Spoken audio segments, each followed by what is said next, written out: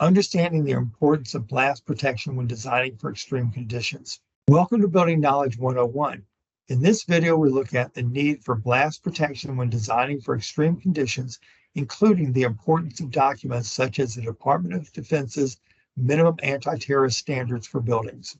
Another application that requires systems going beyond the standard of products is one that must be designed to meet UFC or minimum anti-terrorist standards. We all remember the Murray building in Oklahoma City and the blast and the damage both structurally and to people there. As a reaction to that, and results of that incident, both GAS and DoD began to study the impact of bomb blast on buildings and how to build buildings to withstand potential blast. There are two standards that impact this type of system that can be utilized on a blast project. The first is ISC/GSA, and the second is the DoD standards included in UFC, or Unified Facilities Criteria. Unified Facilities Criteria, UFC 4-010-01, February 2012. We'll talk about that in just a moment. Here are the major test standards or test methods relevant to blast applications. Typically, when you review a manufacturer's test, you will see all of these listed below. There will be one test under that covers three of these standards. You will see test results listed in terms of how it performed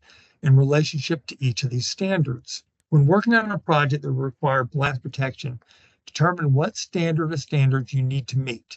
Here are the major standards that could impact products as you start to utilize them. The first is ISC, Interagency Security Committee, combined with GSA, General Services Administration. It begins by dividing all threats into two threat levels and lays out requirements for each. This standard will be included in specifications on non-military government buildings. So think of it typically being used in courthouses, federal buildings, or embassies. So the first standard is GSA. The second standard is DoD, or Department of Defense. This standard follows guidelines established under Unified Facilities Criteria, or UFC 4-010-01. This will impact military projects. Unified Facilities Criteria, UFC, this standard defines 4 levels of protection. It defines standoff distance based on the type of construction.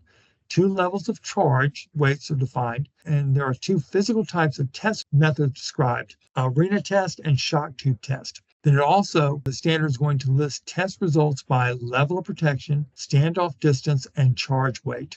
UFC allows for 2 test methods. The first is open air arena blast test. This includes an actual explosive blast. The test shows how the system performed in terms of the distance the mock-up was from the charge, the source of the blast, which of the 2 charge weights was used, and the pressure, pulse, and duration of the blast. The second test method is prescribed as shock tube. The shock tube is aligned in a single test mock-up. Air pressure is built up in a chamber. A baffle holding the air pressure is ruptured, allowing a blast at high pressure to hit the test unit.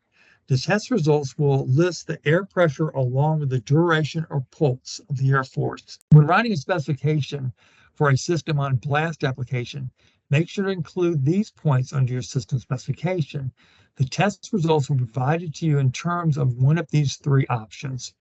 That is all we have time for in this video. If you'd like to watch more of our 101 video series, subscribe to our YouTube channel, Kawneer Company, Inc.